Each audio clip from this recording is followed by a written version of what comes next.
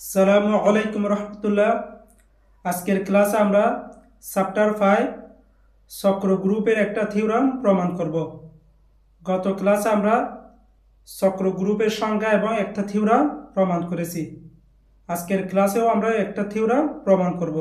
তাহলে আজকের ক্লাস আমরা কি শুরু করি।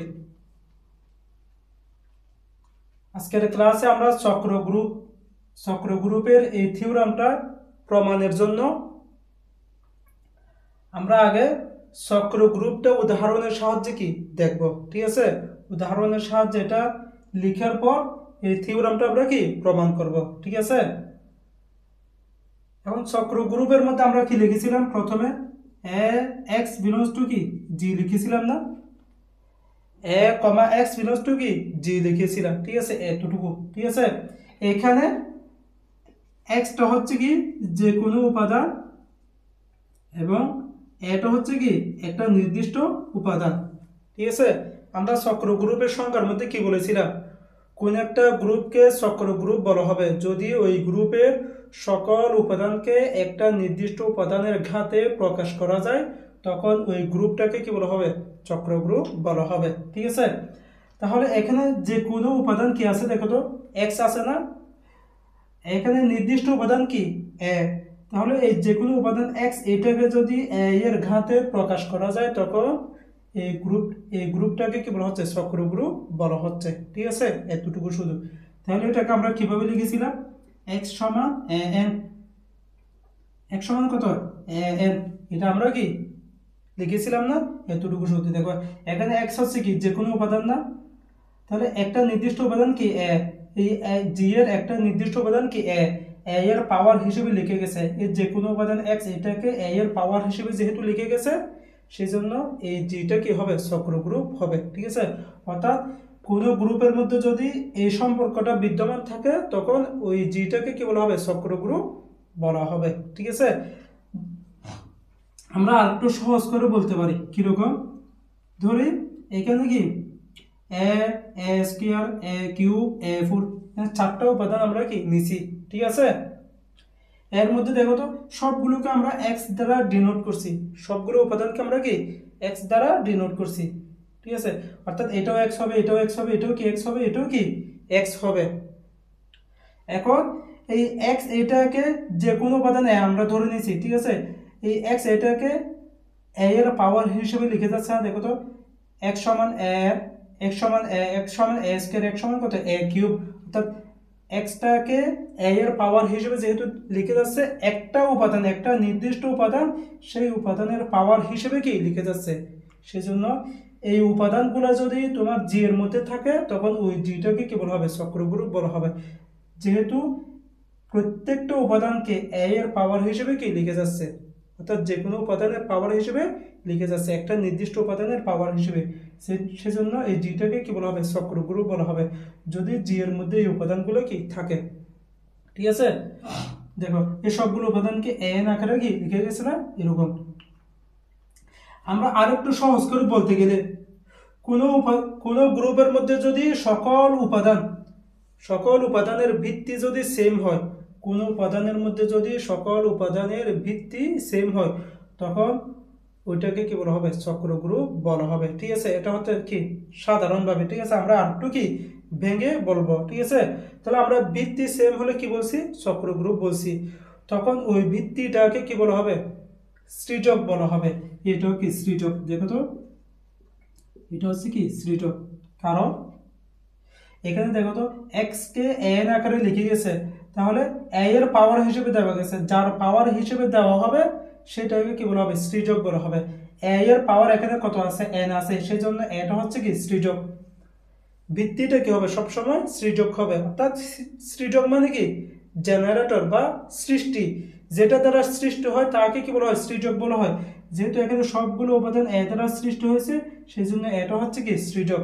এরকম কোন গ্রুপের মধ্যে সকল উপাদান যদি একটা নির্দিষ্ট উপাদান দ্বারা কি হয়, সৃষ্টি হয়, তখন ওই উপাদানের ভিত্তিকে কি বলা হবে, সৃজক বলা হবে। এখানে এন দ্বারা সৃষ্টি হয়েছে, সেই জন্য এটা ভিত্তিটা হচ্ছে কি সৃজক। এখন সবসময় যে ভিত্তি সৃজক হবে এরকম না। ঠিক আছে, কারণ অনেক চক্র গ্রুপের মধ্যে এই সৃজকও কি থাকতে পারে, এম সৃজক থাকতে পারে। এটা কিরকম, এম আছে, এম এর পাওয়ার কত আছে, পি আছে। এখানে নিচে অর্থাৎ এম আছে, এম এর পাওয়ার আবার কি আছে, পি আছে।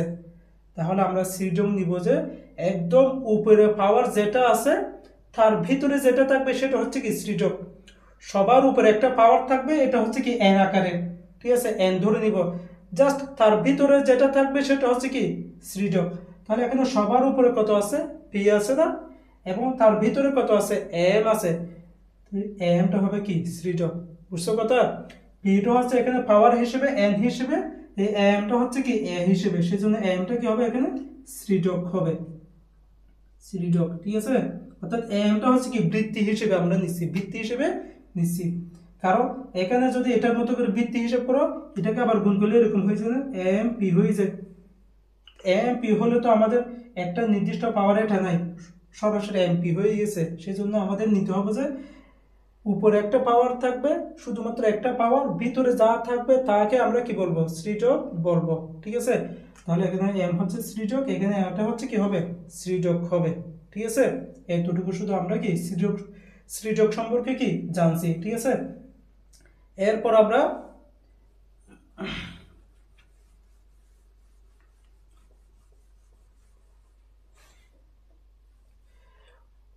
চক্র গ্রুপটা উদাহরণের সাহায্যে দেখব। যদি আমরা চক্র গ্রুপটা লিখি, one omega square, one omega omega square, G সমান কত, one i minus one minus I.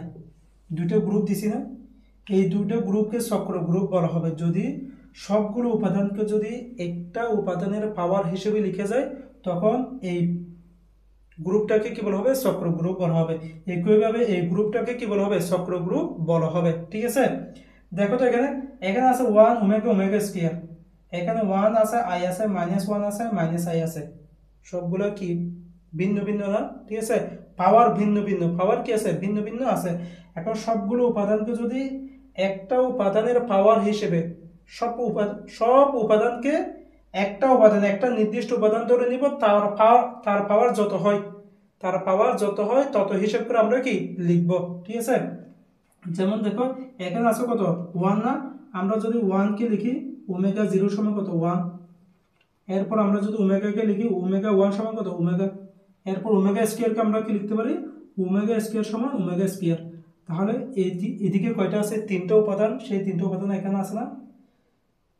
তাহলে তিনটা উপাদানকে আমরা একটা উপাদান, সেটা কি ওমেগা, ওমেগার পাওয়ার হিসেবে দিছি না, দেখো তো এখানে ওমেগার পাওয়ার জিরো ওয়ান টু, তিনটা উপাদানকে আমরা একটা উপাদানের পাওয়ার হিসেবে কি লিখে গেছে, সেই জন্য এই গ্রুপটা কি হবে, চক্র গ্রুপ হবে, ঠিক আছে। এরপর দুই নম্বরটা দেখো, আমরা যদি ওয়ানকে লিখি, এই সবগুলো উপাদানকে আমরা কিন্তু আগে ভেঙেছিলাম, গ্রুপের উপাদানের ক্রম যখন বলেছিলাম তখন কি ভেঙে বলেছিলাম, ঠিক আছে। এখন আমরা এটাকে কি সরাসরি লিখতেছি। আই4 সমান কত, আমাদের জানা আছে এটা, আই4 সমান কত, ওয়ান, ঠিক আছে, এটা আমরা ওয়ান বসাইছি। এরপর আই আই আই এর পাওয়ার যখন আমরা ওয়ান বসাবো তখন কি আসতেছে, আই আসতেছে। তারপর আই এর পাওয়ার যখন আমরা আই স্কোয়ার বসাবো তখন কত আসতেছে, মাইনাস ওয়ান আসতেছে। তারপর আই এর পাওয়ার যখন আমরা কিউ বসাবো তখন কত আসতেছে, মাইনাস আই আসতেছে। আমাদের জানা আছে না এটা, এতটুকু।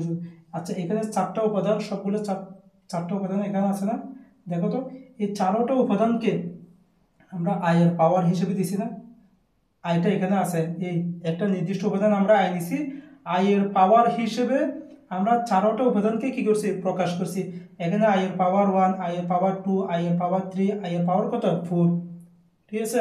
তো চারটা উপাদানকে যেহেতু আই এর পাওয়ার হিসেবে, একটা নির্দিষ্ট উপাদানের পাওয়ার হিসেবে লিখে গেছে, সেজন্য এই গ্রুপটা কি হবে, চক্র গ্রুপ হবে, ঠিক আছে। একদম চক্র গ্রুপ সম্পর্কে আমরা কি 100% কি ধারণা পেয়েছি।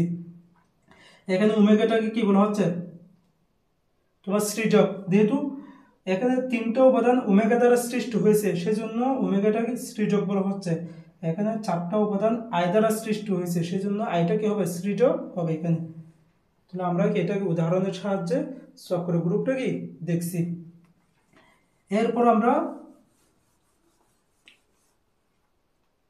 এই চক্র গ্রুপের থিওরাম 3 এটা আমরা কি প্রমাণ করব। এখানে কি বলা হয়েছে, কোন চক্র গ্রুপের ক্রম ও তার সৃজকের ক্রম একই, এটা আমরা কি প্রমাণ করব। আচ্ছা, এটা প্রমাণের জন্য আমরা কয়টা ধাপ, দুইটা ধাপ প্রমাণ করব। ঠিক আছে, দুইটা ধাপ যদি আমরা ভালো করে বুঝে প্রমাণ করতে পারি একদম সহজ, কিন্তু আমাদের প্রাইমারি হিসেবে কয়েকটা কথা কি লিখতে হবে। ঠিক আছে, তাহলে আমরা কি শুরু করি। মনে করি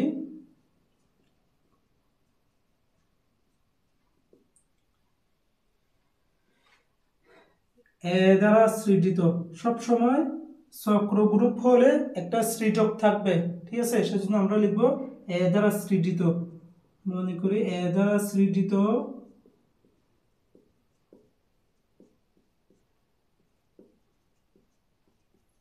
একটি চক্র গ্রুপ জি। ঠিক আছে, এ দ্বারা সৃজিত একটি চক্র গ্রুপ আমরা কি জি ধরে নিছি, এবং এ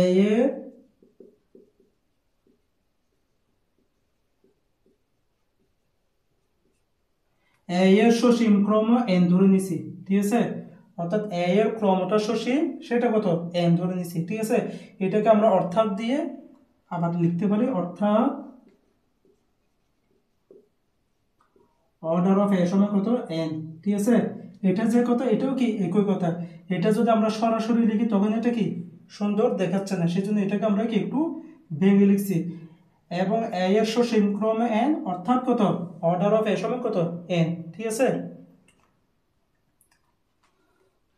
এটা দেখায়। ঠিক আছে, তখন আমাদের গ্রুপের উপাদানের ক্রম থেকে জানা আছে না, যখন অর্ডার অফ এ সমান n হয় তখন n সমান ই হয় না, অর্থাৎ n সমান ই হলে অর্ডার অফ এ সমান কত হবে n হবে। ঠিক আছে, সেই জন্য আমরা এখন লিখতেছি অর্ডার অফ, অর্থাৎ তখন n সমান কত হবে ই হয়, এটা আমরা কি লিখছি।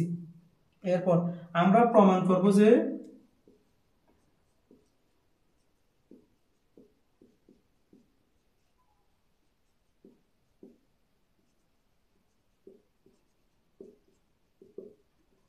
অর্ডার অফ জি সমান কত n। আমাদের যেটা প্রমাণ করার কথা ছিল, ওই সৃজক, এটা একটা কি সৃজক না এখানে, সেই সৃজকের ক্রম কত n। ঠিক আছে, তাহলে আমাদের তো সৃজকের ক্রম এবং কি চক্র গ্রুপের ক্রম সমান প্রমাণ করতে হবে। সেই জন্য আমরা প্রমাণ করব যে ওই আগে যেটা আমরা অর্ডার অফ এ পাইছি সেটাই আমরা কি অর্ডার অফ জি প্রমাণ করব। সেই জন্য আমরা লিখছি কি আমরা প্রমাণ করব যে অর্ডার অফ জি সমান কত n। ঠিক আছে, এতটুকু শুধু। আচ্ছা, এটা প্রমাণ করার জন্য আমাদের কি একটা কথা লিখতে হবে, সেটা কি ইহার জন্য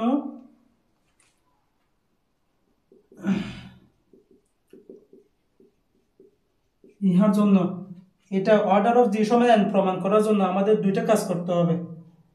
আমরা কিন্তু প্রমাণ করব যে এটার জন্য আমাদের আবার দুইটা প্রমাণ করতে হবে, দুইটা কাজ করতে হবে। ঠিক আছে, ইহার জন্য প্রথমে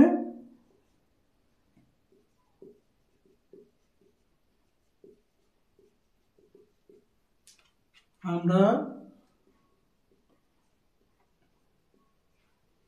প্রমাণ করব যে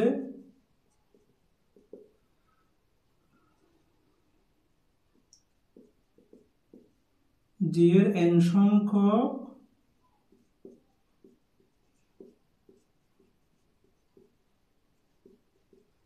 উপাদান বিদ্যমান আছে।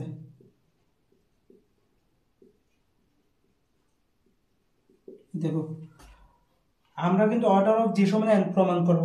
এটা কেমনে আমরা প্রমাণ করতে পারি, যদি জি এর মধ্যে আমাদের গ্রুপের ক্রমের সংখ্যা কি ছিল, গ্রুপের মধ্যে যতটা উপাদান থাকবে সেটা হচ্ছে কি ওই গ্রুপের ক্রম। ঠিক আছে, তাহলে আমরা যদি জি এর মধ্যে n সংখ্যক উপাদান আছে সেটা প্রমাণ করতে পারি, অর্ডার অফ জি সমান n হয়ে যাবে। একদম সিম্পল না, জি এর মধ্যে যদি n সংখ্যক উপাদান আছে সেটা আমরা প্রমাণ করতে পারি, তখন সরাসরি অর্ডার অফ জি সমান কত n প্রমাণ হয়ে গেছে। কিন্তু আমাদের একটু কি ঝামেলা আছে, পরবর্তীতে আরো একটা কাজ করতে হবে, সেটা কি n সংখ্যক উপাদান আছে সেটা আমরা প্রমাণ করছি, এরপরে n এর মধ্যে যদি কোনো দুটো উপাদান সমান হয়ে যায়, ঠিক আছে, n এর মধ্যে যদি কোনো দুটি উপাদান সমান হয়ে যায় তখন তো আর অর্ডার অফ জি সমান এন হচ্ছে না, ঠিক আছে, আর এন সংখ্যক উপাদান নাই। দুইটা যদি সমান হয়ে যায় তখন তো আর কি এন সংখ্যক উপাদান নাই, ঠিক আছে। ধরো এখানে তোমার এখান থেকে এখানে 10টা সংখ্যা আছে, কয়টা? 10টা সংখ্যা আছে। 10টা সংখ্যার মধ্যে দুইটা সমান হয়ে গেছে, দুইটা কি হয়ে গেছে? সমান হয়ে গেছে। এ সমান বি দুইটার সমান হয়ে গেছে। এ সমান বি দুইটা সমান হওয়ার কারণে এখন কি আর 10টা আছে, এখন আছে কয়টা? 9টা, ঠিক আছে। এরকম আমরা এন সংখ্যক উপাদান আছে সেটা প্রমাণ করছি, তখন উজি সমান এন হবে। কিন্তু এন এর মধ্যে যদি দুইটা উপাদান সমান হয়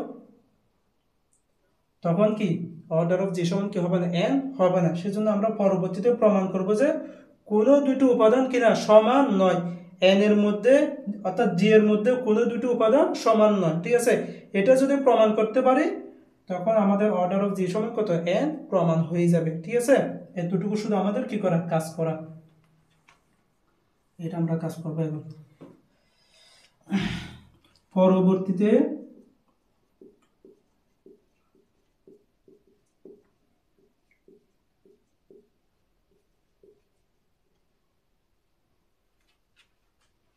আমরা প্রমাণ করব যে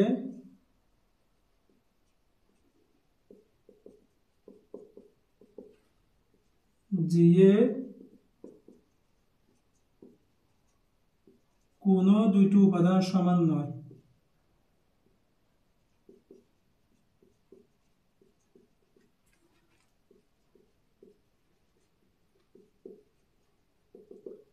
অর্থাৎ সব উপাদান ভিন্ন।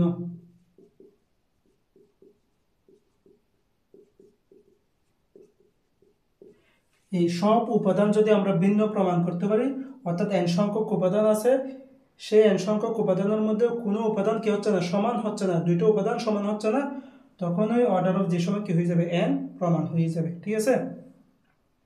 তাহলে এটা প্রমাণের জন্য এই প্রাইমারের কথাটা অবশ্যই লিখতে হবে, বুঝে খেয়াল করে অবশ্যই লিখতে হবে।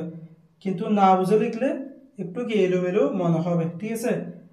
তাহলে আমরা প্রথমে এন সংখ্যক উপাদান আছে সেটা প্রমাণ করব, এর পরবর্তীতে দুইটা ধাপ, এখন দুইটা ধাপ হয়ে গেছে না, সেই দুইটা ধাপ এখন আমরা কি শুরু করব।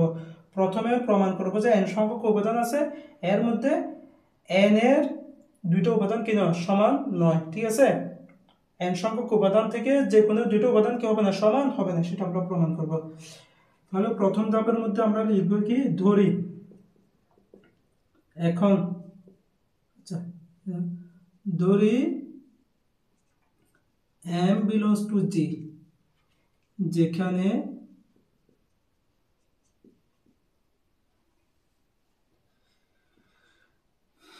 mটা n থেকে কি বড়, এটা আমরা কি ধরে নিছি।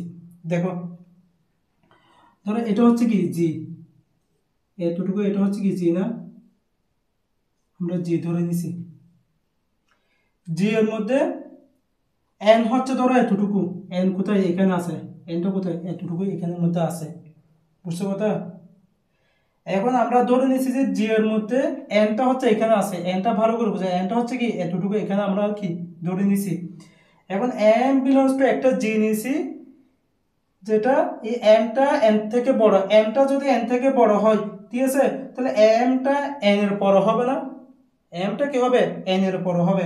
অর্থাৎ এম চলে যাবে কোথায়? এখানে না, এম কোথায় চলে যাবে? এখানে চলে যাবে, ঠিক আছে। যখন এমটা এখানে চলে গেছে তাহলে জি এর উপাদান কত হয়ে গেছে? এম সংখ্যক হয়ে গেছে না? ভালো করে বুঝো। অর্থাৎ জি এর উপাদান এখানে এদিক থেকে সামনের দিকে যেতে যেতে কতটুকু পর্যন্ত আসছে? এম পর্যন্ত আসছে, ঠিক আছে। তখন জি এর উপাদান এম সংখ্যক হয়ে গেছে। কত সংখ্যক? এম সংখ্যক। তাহলে এম এটা দেখো তো, যেহেতু এন এর বড় হয়েছে সেই জন্য এম এটা এন থেকে বড় হয়েছে না, এম থেকে বড় হয়েছে। কিন্তু আমাদের প্রমাণ করতে হবে যে ওজি সমান এন, অর্থাৎ এন সংখ্যক উপাদান আছে, অর্থাৎ এদিকে আর যাইতে পারবে না, এদিকে কি সামনের দিকে আর যাইতে পারবে না, এন সংখ্যক উপাদান আছে, এখানে থেমে যেতে হবে, ঠিক আছে। কিন্তু আমরা এখানে থামানোর জন্য, ঠিক আছে, আমরা তার চেয়ে আর একটা কি বেশি আছে সেটা ধরে নিছি, এম বিলংস টু জি, অর্থাৎ এমটা জি এর মধ্যে আছে, এমটা হচ্ছে কি এন থেকে বড়, ঠিক আছে। এন এর পরে একটা কি উপাদান আছে, এরকম একটা মানে অনেকগুলো কি এম দিয়ে অনেকগুলো উপাদান থাকতে পারে, ঠিক আছে, এটা আমরা কি ধরে নিছি। ধরার পর আমরা যদি কোনোভাবে এটা যদি প্রমাণ করতে না পারি, ঠিক আছে, অর্থাৎ এখানে তো আমরা ধরে নিয়েছি এমটা এন থেকে বড়, এই এন থেকে এমটা বড় হয়েছে, ঠিক আছে। আমরা যদি এটা যদি প্রমাণটা যদি রিভার্স হয়ে যায়, ঠিক আছে, আমরা এম এন থেকে বড় প্রমাণ না করে যদি এরকম হয়ে যায় এমটা এন থেকে ছোট, এমটা এন থেকে ছোট রিভার্স হয়ে যায়, যদি এটা প্রমাণ করতে না পারি তাহলে এটা হয়ে যাবে না, এমটা এন থেকে ছোট হয়ে গেছে। যদি এটা হয়ে যায় তাহলে এটা এম এটা এখানে চলে আসবে না, এম যেহেতু এখানে চলে আসছে তাহলে কি একদম শেষ কোথায় আছে বলো তো, এন এর মধ্যে আছে, বুঝছো। এখানে এমটা বড় হওয়ার কারণে এনটা হচ্ছে কি আগে চলে আসছে, এদিকে চলে আসছে, এমটা পরে হয়ে গেছে, যেহেতু এমটা পরে হয়ে গেছে তাহলে এনটা কি হচ্ছে না, তোমার ওজি সমান এন হচ্ছে না, ঠিক আছে, সেই জন্য। কিন্তু যখন আমরা এমটা এন থেকে ছোট প্রমাণ করতে পারবো তাহলে এন এর আগে এম চলে আসছে, তাহলে শেষটা কোথায় বলো তো, শেষটা হচ্ছে কি এন এ, যেহেতু শেষ এন এ তাহলে এন সংখ্যক উপাদান আছে, সেটা আমরা কি প্রমাণ করে বলছি, এন সংখ্যক উপাদান আছে, এটা আমরা প্রমাণ করবো, বুঝছো কথা। তাহলে আমাদের মেন উদ্দেশ্য কি, এটাকে রিভার্স প্রমাণ করা, এটাকে কি রিভার্স দেখা, এটাকে রিভার্স দেখানোর জন্য আমরা কি করব, এম বিলংস টু জি দেওয়ার পর আমরা লিখবো যে কি ভাগের নীতি দ্বারা, ভাগের নীতি দ্বারা,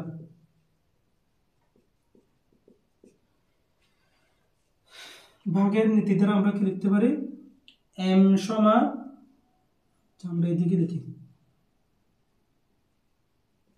এম সমান এন কিউ প্লাস আর, যেখানে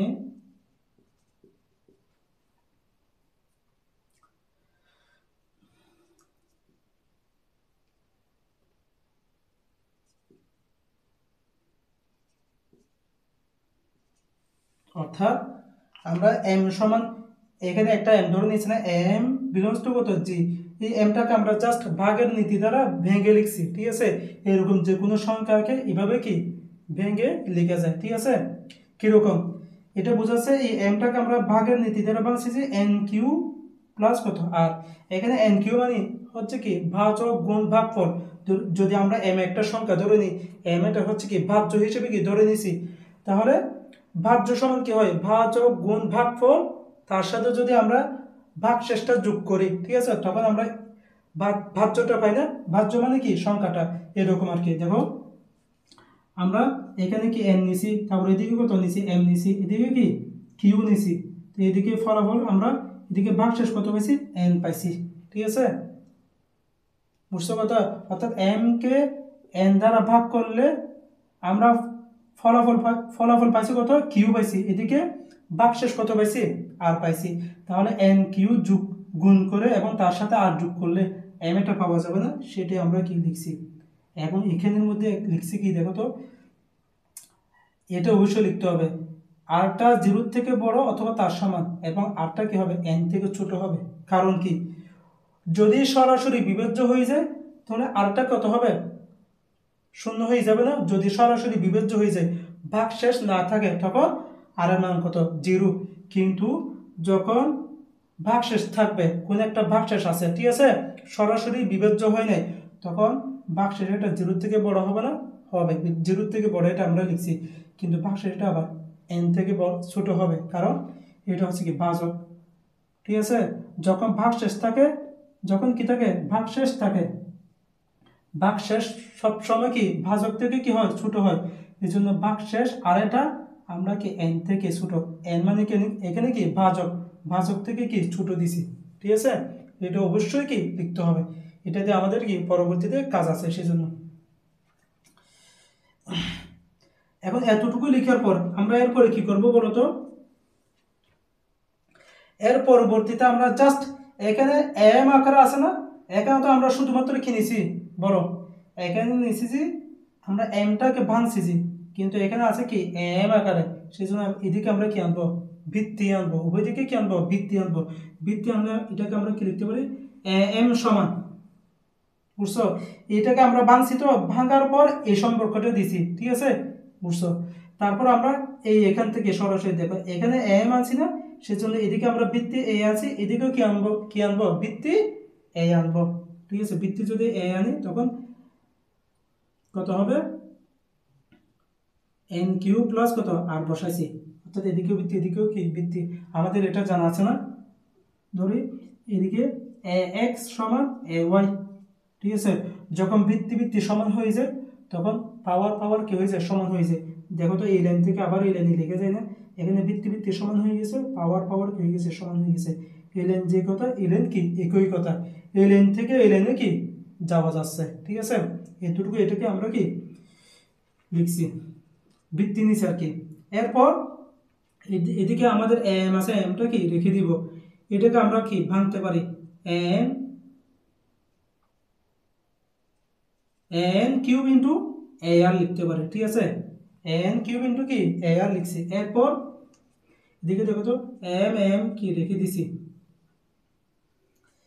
এদিকে এন এর পরিবর্তে আমাদের কি জানা আছে বলো তো, কি জানা আছে না। ধরো এটাকে আমরা একটু কি ভেঙে লিখি, এন পাওয়ার কিউব ইন্টু কত এ আর, এদিকে আমরা লিখতে পারি এম, এই এন এর পরিবর্তে আমাদের কি লিখতে পারি, ই লিখতে পারি না, ই বসে দিই,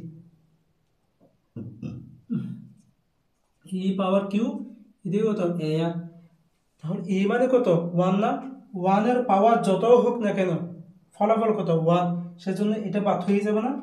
এটা যদি বাদ হয়ে যায় এম সমান আমরা কত পাইছি এ আর পাইছি, এম সমান কত এ আর, ঠিক আছে।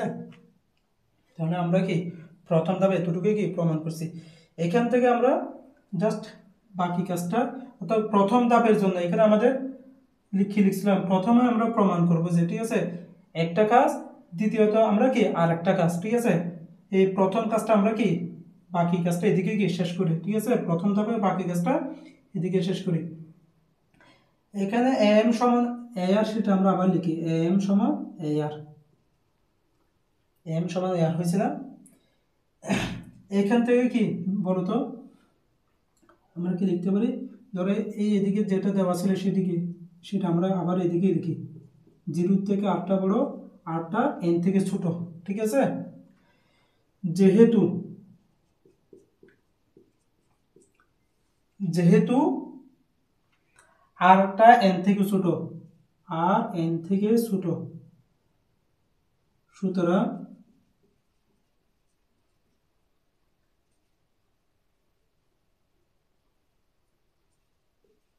এ আর জি এর মধ্যে থাকবে, থাকবে লিখছি। কিভাবে দেখো, এই এ আর এন এটা আমরা এতটুকু ধরে নিয়েছিলাম না, এখানে এন ধরে নিয়েছিলাম না। তো যেহেতু আরটা এন থেকে ছোট এদিকে চলে আসছে, ঠিক আছে, আরটা এন থেকে ছোট, সেজন্য এ আরটা কি জি এর মধ্যে থাকবে না, এতটুকু আমরা লিখছি। যেহেতু আরটা এন থেকে ছোট সেজন্য সুতরাং এ আরটা জি এর মধ্যে থাকবে, ঠিক আছে। এরপর এবং এম সমান এ আর হওয়ায়, এম সমান এ আর হওয়ায়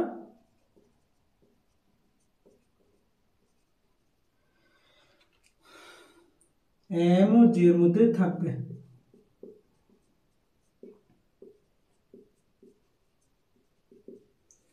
এম কোথায় থাকবে, জি এর মধ্যে থাকবে, ঠিক আছে। প্রথমে আমরা আরটা এন থেকে ছোট হওয়ার কারণে এ আরটা জি এর মধ্যে আছে, ঠিক আছে। এরপর এম সমান যেহেতু এ আর হয়েছে, এম সমান যেহেতু এ আর হয়েছে, এমটাও জি এর মধ্যে আছে এবং সেটা এন থেকে ছোট। দেখো আরটা এন থেকে ছোট, ঠিক আছে। তাহলে এ আর এটা কোথায় চলে আসছে বলতো, এদিকে চলে আসছে না। যেহেতু এন থেকে এ আরটা ছোট, তাহলে এ আরটা কোথায় চলে আসছে, এদিকে আসছে। এবং এম এম সমান এ আর হওয়ায়, ঠিক আছে, তাহলে এম এটাও কি এন এর পাশে আসবে না। আমরা তো এদিকে কি ধরে নিয়েছিলাম, এম এটা কি এদিকে ধরে নিয়েছিলাম, অর্থাৎ এন থেকে এম ছোট ধরে নিয়েছিলাম। এখন দেখতেছি এম থেকে, অর্থাৎ এন থেকে এম বড় ধরে নিয়েছিলাম, এন থেকে এম বড় ধরে নেওয়ার কারণে এমটা এখানে চলে আসছে, ঠিক আছে। কিন্তু এখন দেখতেছি এমটা এন এর পাশে চলে আসছে, তাহলে এমটা এন থেকে ছোট হয়ে যাবে না। অর্থাৎ সর্বোচ্চ হচ্ছে কি সবচেয়ে বড় মান হচ্ছে কত, এন পর্যন্ত আছে, যে এম পর্যন্ত যাওয়ার কোনো সুযোগ নাই, ঠিক আছে। অর্থাৎ এখানে শেষ কোথায়, এন এর মধ্যে। শেষ কোথায় হবে, এন এর মধ্যে। শেষ যেহেতু এন এর মধ্যে, সেজন্য এন সংখ্যক উপাদান আছে, যের মধ্যে এন সংখ্যক কি আছে, উপাদান আছে, সেটা আমরা লিখে দিব।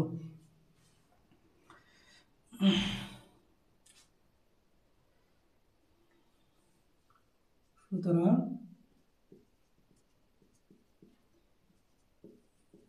জি এর মধ্যে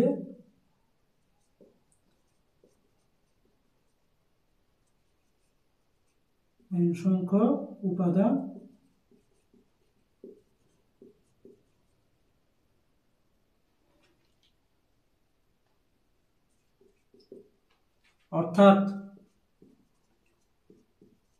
অর্থাৎ দিয়ে আমরা ওই যেটা রিভার্স, এখানে রিভার্স এটা কি লিখবো, এখানে কি এমটা এন থেকে কি বড় ধরে নিছি, এটা কি আর হচ্ছে না,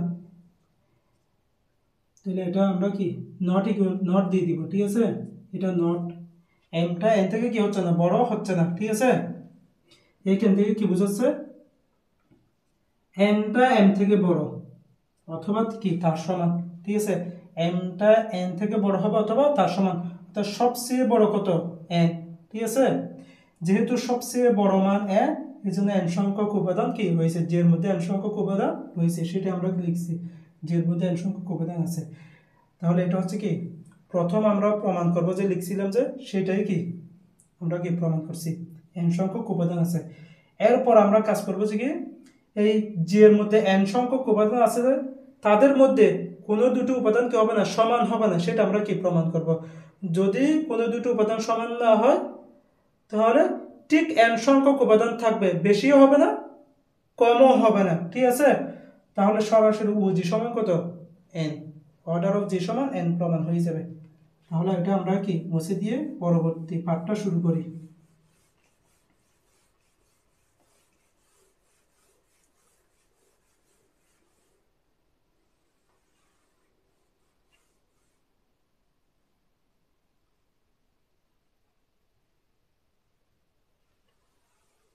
আচ্ছা, আমরা আমাদের এখানে ও জি সমান, এটা মুছে দিছি না। আচ্ছা দেখো, ও জি সমান এন আমাদের প্রমাণ করার কথা ছিল, তারপর পরবর্তীতে প্রমাণ করার কথা ছিল কত, এন এর মধ্যে যে কোনো দুটো উপাদান সমান নয়, সবগুলো আমরা মুছে দিছি, ঠিক আছে। এটা তো এখানে আছে, সমস্যা নেই। দেখো, আমাদের কিন্তু এটা প্রমাণ করব, যদি সম্ভব হয়, এখন লিখবো যে যদি সম্ভব হয় ধরি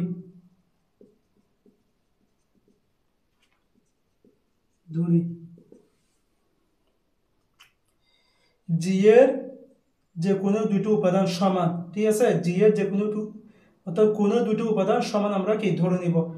আমাদের কিন্তু প্রমাণ করতে হবে যে জি এর মধ্যে কোনো দুটো উপাদান সমান নয়, অর্থাৎ এন সংখ্যক উপাদান আছে যে তাদের মধ্যে সমান নয়, ঠিক আছে। এটা সমান প্রমাণ করার জন্য, ঠিক আছে, সমান নয় প্রমাণ করার জন্য আমরা ধরে নিব যে কি দুইটো উপাদান সমান। যদি দুইটো উপাদান সমান ধরার পর যদি কোনো কি অসঙ্গতি চলে আসে, তাহলে দুইটো উপাদান কি হবে না, সমান হবে না, ঠিক আছে। এতটুকু কাজ। যদি সম্ভব হয় ধরি জি এর মধ্যে কোনো দুটি উপাদান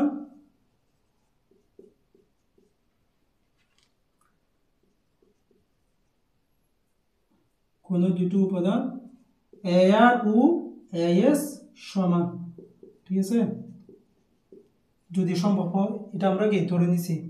এটা যদি হয়, এখান থেকে আমরা কি লিখতে পারি, এ আর সমান এ এস, দুটো আমরা কি সমান ধরে নিছি, যেখানে আরটা এস থেকে বড়। এখানে আমরা লিখছি দুটো উপাদান সমান ধরে নিছি এবং তাদের পাওয়ারের মধ্যে আরটা কি হবে, এস থেকে বড় হবে। এটাই কি গুরুত্বপূর্ণ, এখানে আরটা এস থেকে বড় ধরে নিছি, ঠিক আছে। এখন এখান থেকে আমরা কি করব, এখানে আরটা এস থেকে বড় ধরে নিছি, চাইলে তুমি কি করতে পারো, এসটা আর থেকে বড় ধরে নিতে পারো, যেটা মন চায় সেটা করতে পারো, ঠিক আছে।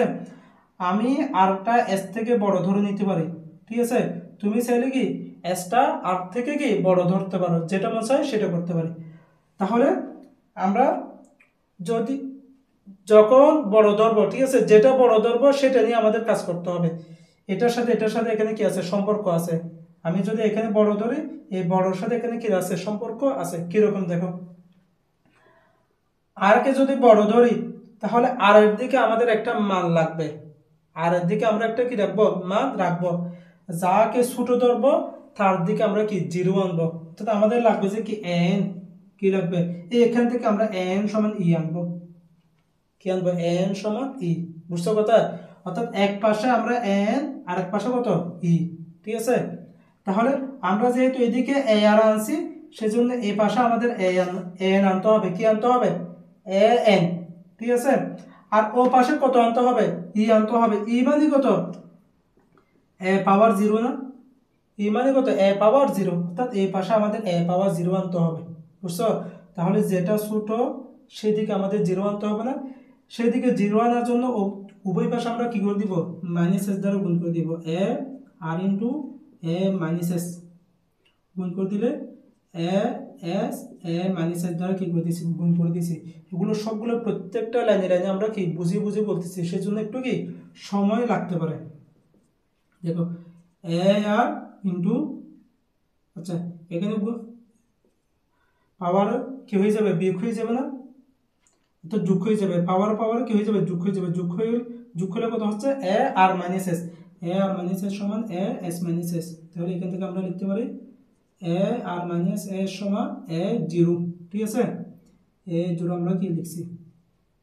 এরপর এ আর মাইনাস এস সমান কত হচ্ছে, ই হচ্ছে, অর্থাৎ ওয়ান আর কি। ঠিক আছে, বারবার মুছতে হচ্ছে।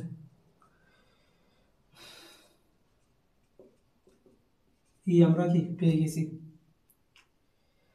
এখান থেকে দেখো আমাদের এখানে সম্পর্কটা আছে, সম্পর্কটা কি, আরটা এস থেকে বড় ধরে নিচ্ছে না, এখান থেকে আবার এসটা কিন্তু এন থেকে ছোট, এখানে আরেকটা আছে, এটা আমরা লিখি না। আরটা এস থেকে বড়, আচ্ছা এটাকে আমরা যদি একটু কি ভেঙে লিখি, এস থেকে আর বড়, আর থেকে এন বড়, কারণ এন হচ্ছে কি সবার শেষে আছে না, সেই জন্য। আর এস থেকে আর বড়, আর থেকে কি এন বড়। তাহলে এখান থেকে আমরা কি লিখতে পারি বলো তো, জিরো থেকে আর মাইনাস এস বড়, আর মাইনাস এস থেকে কি এন বড় না, এদিকে এন বড়, এন বড় এটা কি আছে। ঠিক আছে, কিন্তু যখন আমরা এসটাকে ও পাশে নিয়ে যাব, ঠিক আছে, এটার এই পাশে নিয়ে যাব, তখন আর মাইনাস এস হয়ে যাচ্ছে না, সেই আর মাইনাস এস এটা কত হচ্ছে, জিরোর থেকে কি বড় হচ্ছে না, এদিকে জিরো হয়ে যাচ্ছে। যখন আমি এসটাকে এ পাশে নিয়ে যাব তখন আর মাইনাস এস হয়ে যাচ্ছে, আর এদিকে কত জিরো হয়ে যাচ্ছে। তাহলে আর মাইনাস এটা কত, জিরোর থেকে বড়। আবার আর মাইনাস এটা কত, এন থেকে ছোট, কারণ আরটা এন থেকে ছোট। তাহলে আর থেকে কিছু বিয়োগ করে দিলে সেটা তো অবশ্যই কি এন থেকে ছোট হবে, সেটা আমরা কি লিখছি। ঠিক আছে, এটা কিন্তু অবশ্যই লিখতে হবে। এটা এখান থেকে লিখার পর আমরা কি এই হুবহু এটা আমরা এই লাইনে আবার লিখব, জিরোর থেকে আর মাইনাস এস বড়, আর মাইনাস এস থেকে কি এন বড়।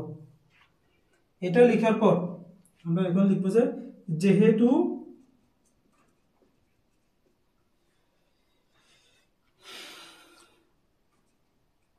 আর মাইনাস এসটা এন থেকে ছোট। এখন দেখো আমাদের ক্রম হিসাব করার জন্য কি ছিল, যদি কোনো উপাদানের পাওয়ার, ঠিক আছে, কোনো উপাদানের ক্রম হিসাব করার জন্য ওই উপাদানের পাওয়ার দিয়ে, ঠিক আছে, আমরা যদি ই আনতে পারি, অর্থাৎ ওয়ান আনতে পারি। ঠিক আছে, একটা উপাদানের পাওয়ার আমরা কি অনেকগুলো দিয়ে ওয়ান আনতে পারি, সেটা আমরা উপাদানের ক্রমের মধ্যে কি দেখাইছিলাম। ঠিক আছে, 2 দিয়ে, 3 দিয়ে, 4 দিয়ে, 5 দিয়ে, যেটাই আনি না কেন তার মধ্যে সবচেয়ে ছোট যেটা, সেটাই কি হয়, ওই উপাদানের ক্রম হয়। ঠিক আছে, একটা উপাদানের পাওয়ার আমরা অনেকগুলো বসাইয়ে ওয়ান আনা যায়। ঠিক আছে, এর মধ্যে যে পাওয়ারটা সবচেয়ে ছোট দিয়ে ওয়ান হয় সেটা কি হয়, ক্রম হয়। আচ্ছা এখানে দেখো তো, এন সমান আমরা ই পাইছিলাম, আবার এ আর মাইনাস এস সমান কি পাইছি, ই পাইছি, অর্থাৎ এ এর পাওয়ার এন বসালেও ই হচ্ছে, ওয়ান হচ্ছে, এর পাওয়ার আর মাইনাস এস বসালেও কি হচ্ছে, ওয়ান হচ্ছে, ই হচ্ছে। তার মধ্যে এখানে এই দুইটার মধ্যে যেটা ছোট সেটা কি এ এর ক্রম হবে না, যেহেতু আর মাইনাস এসটা এন থেকে ছোট, সেই জন্য এ এর ক্রম কত হবে, আর মাইনাস এস হবে। সেটা আমরা কি ক্রমের মধ্যে গ্রুপে উপাদানের ক্রমের মধ্যে একদম কি ডিটেলস দেখেছিলাম, ঠিক আছে। তাহলে আর মাইনাস এস যেহেতু এন থেকে ছোট, সুতরাং অর্ডার অফ এ সমান কত, আর মাইনাস এস। অর্ডার অফ এ সমান আর মাইনাস এস। কিন্তু এটা লেখার কারণে আমাদের অসঙ্গতি চলে আসছে। কি চলে আসছে, অসঙ্গতি। কারণ আমরা আগে একদম কি প্রথম লাইনে লিখে রাখছিলাম অর্ডার অফ এ সমান কত, এন। অর্ডার অফ এ সমান এন। এখন আমরা অর্ডার অফ এ সমান কত বেশি, আর মাইনাস এস। তাহলে দুইটা অসঙ্গতি হয়ে গেছে না। অসঙ্গতি হওয়ার কারণটা কি, আমরা এখানে দুইটা সমান ধরার কারণে, এই দুইটা সমান ধরার কারণে আমাদের মধ্যে একটা কি অসঙ্গতি চলে আসছে। তাহলে এই দুইটা কি হবে না, সমান হবে না। এই দুইটা অবশ্যই কি হবে, ভিন্ন হবে, অর্থাৎ নট ইকুয়াল, ঠিক আছে। যাহা আমাদের ধারণা অসঙ্গতি।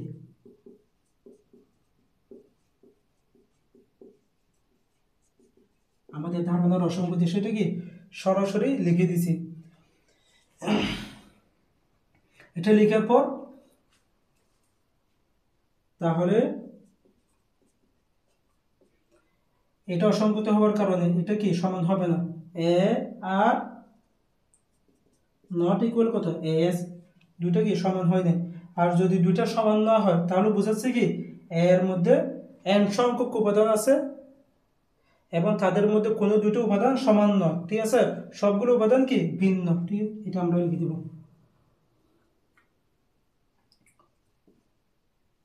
অর্থাৎ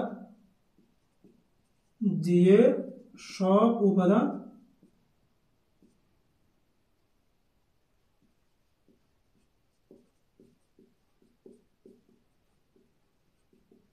ভিন্ন।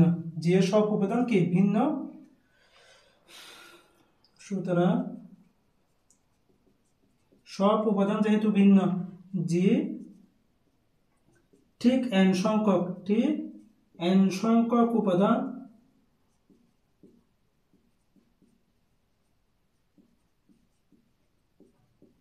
ধারণ করে।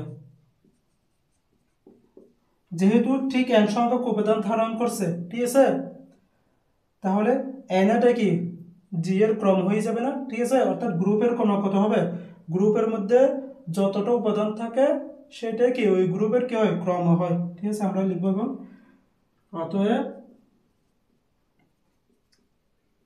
অর্ডার অফ জি সমান এন। অর্ডার অফ জি সমান কত হবে, এন হবে। এটা আমরা লিখবো অর্ডার অফ জি সমান এন। এবং সেই এনটা কত, অর্ডার অফ এ না, এটা কি প্রুফড, আমাদের প্রমাণ হয়ে গেছে, ঠিক আছে। আমাদের প্রমাণ করার কথা ছিল কোনো চক্র গ্রুপের ক্রম ও তার সৃজকের ক্রম একই। যে একটা কি চক্র গ্রুপ, এই চক্র গ্রুপের ক্রম এবং কি সৃজকের ক্রম কি একই। এটা কি সরাসরি একদম কি শুরু থেকে শেষ পর্যন্ত আমরা কি প্রমাণ করছি, ঠিক আছে। এগুলো কিন্তু বোঝানোর জন্য, প্রত্যেকটা লাইন বোঝানোর জন্য অনেক সময় দিয়ে কি ভালো করে বোঝাতে হয়, ঠিক আছে। কিন্তু না বুঝলে এগুলো কি লিখতে গিয়ে কি একটু এলোমেলো লাগবে, ঠিক আছে। সেজন্য ভালো করে বুঝে কয়েকবার করে প্র্যাকটিস করলে একদম সহজ হয়ে যাবে, ঠিক আছে। মুখস্থ করলে কিন্তু কি মনে থাকবে না, বেশিক্ষণ মনে থাকবে না। যতক্ষণ মুখস্থ করবে ততক্ষণ, কিন্তু পরবর্তীতে লিখতে গেলে এটা কি লিখে যাবে না, আটকে যাবে, ঠিক আছে। তাহলে এটা কয়েকবার করে প্র্যাকটিস করে একদম কি সহজ করে ফেলবে। আজকের ক্লাস এই পর্যন্ত। আসসালামু আলাইকুম রহমতুল্লাহ।